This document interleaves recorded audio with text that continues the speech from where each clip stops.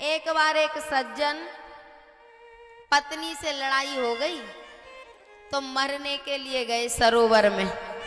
सरोवर बड़ा तालाब, तो मरने के लिए गए। अब जाके बैठ गए और सोच रहे कि अब मरना इतना आसान नहीं होता है। वहां पर बैठ गए और रात्रि में पत्थर उठा उठा के सरोवर में फेंकते रहे।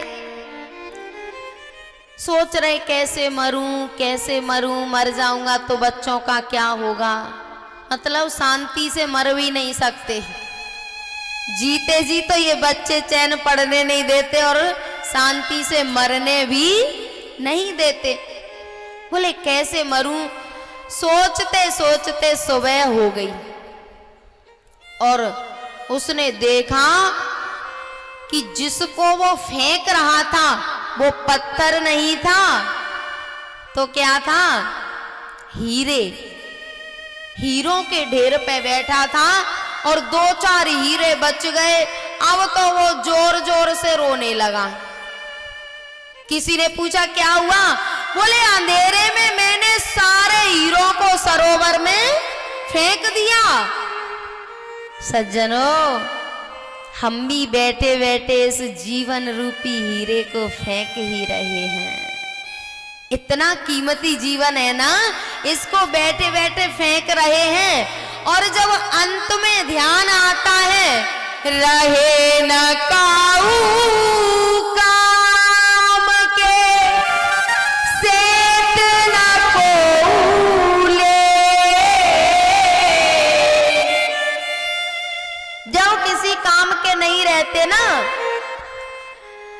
दांत गिरे और खुर घिसे, कंधा बोझ न ले, ऐसे बूढ़े बैल को कौन बांध भुस दे।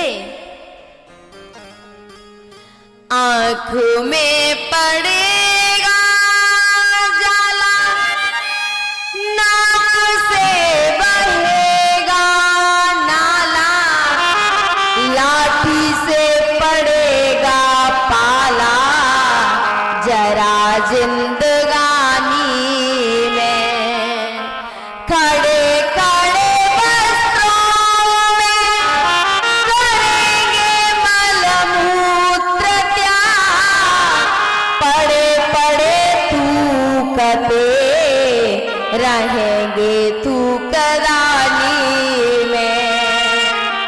भक्ति का करोगे जब शक्ति ना रहेगी तन में, भक्ति का करोगे जब शक्ति ना रहेगी तन में, भक्ति जो करो तो भैया करो रे जवानी में।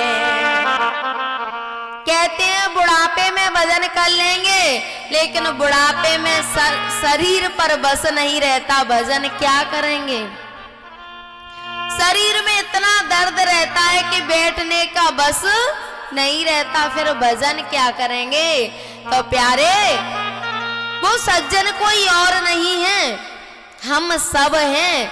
और कीमती हीरों को अंधेरे में बैठे बैठे सरोवर में फेंक रहे हैं। इस आयु रूपी हीरे को सरोवर में फेंक रहे हैं और जब सारे हीरे निकल जाते हैं, मैंने बहुत से बूढ़े बड़ों को कहते सुना है, बोले महाराज अब कहने से क्या होता है, पूरा जीवन यूं ही बीत गया। और सही बात तो ये है कि जब कोई महापुरुष समझाते हैं तब समझ में नहीं आता, लेकिन जब सिर पे पड़ती है ना तब याद आती है कि एक बार एक संत ने कही तो थी पर हमने ही बात नहीं मानी। तो प्यारे, समय रहते समय चुके फिर का पछताने। सुखदेव जी ने कहा मनुष्य की स्थिति ऐसी है कि वो अंधा बनके और अपने जीवन को नष्ट कर रहा है। भगवान के 24 अवतारों का वर्णन किया। फिर परीक्षित जी ने सृष्टि विषयक प्रश्न किया। जब सृष्टि विषयक प्रश्न किया तो सुखदेव जी सोचने लगे कि ये राजा राज्यपाट में रहा है, भोगों में रहा है, और ये ऐसे प्रश्न कैसे कर रहा है। आंखें बंद करके देखा तो सुखदेव जी ने कहा, परीक्षित, तेरे परिवार में तेरे बूढ़े बड़े संतों से ऐसी चर्चा करते रहे हैं। बोले कौन? बोले तुम्हारे बाबा के काका विदुर जी जब मैत्रेय जी से मिले थे तब उन्होंने ऐसी चर्चा की है। परीक्षित जी ने कहा, भगवान मुझे तो सांप लगा है और सांप के कारण मैं गंगा जी के किनारे अपनी मुक्ति के लिए आया हूं, पर मेरे बाबा के काका अपना घर परिवार छोड़ के क्यों गए? वे अपना घर परिवार छोड़ के क्यों गए?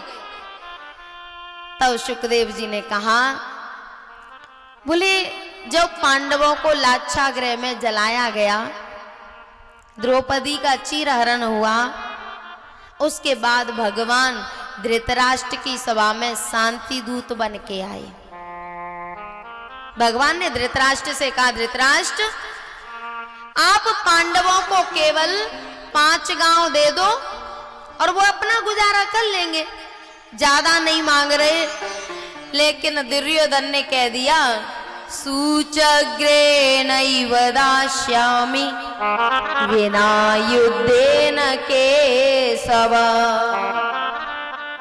गोविंद, सुई की नोक के बराबर भूमि बिना युद्ध के देने वाले नहीं हैं। अहंकार की पराकाष्ठा ये दुर्योधन नहीं बोल रहा, अहंकार बोल रहा है साहब।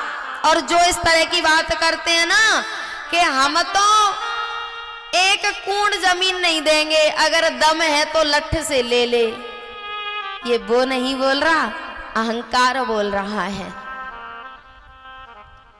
भगवान ने कहा, ठीक है भैया, बात मानो न मानो, खुशी आपकी, हम मुसाफिर हैं, 2 पल में रम जाएंगे, लेकिन संत की बात पर जो भी चल जाएंगे वो अमर नाम दुनिया में कर जाएंगे। बोले यदि बात मान लोगे तो फायदे में रहोगे। ठाकुर जी खड़े होके चले तो शकुनी ने कहा दुर्योधन से, बोले ये काम की चीज है, इसको पकड़ ले। दुर्योधन ने पटका पकड़ लिया ठाकुर जी का, गोविंद मैंने 56 भोग बनवाए हैं।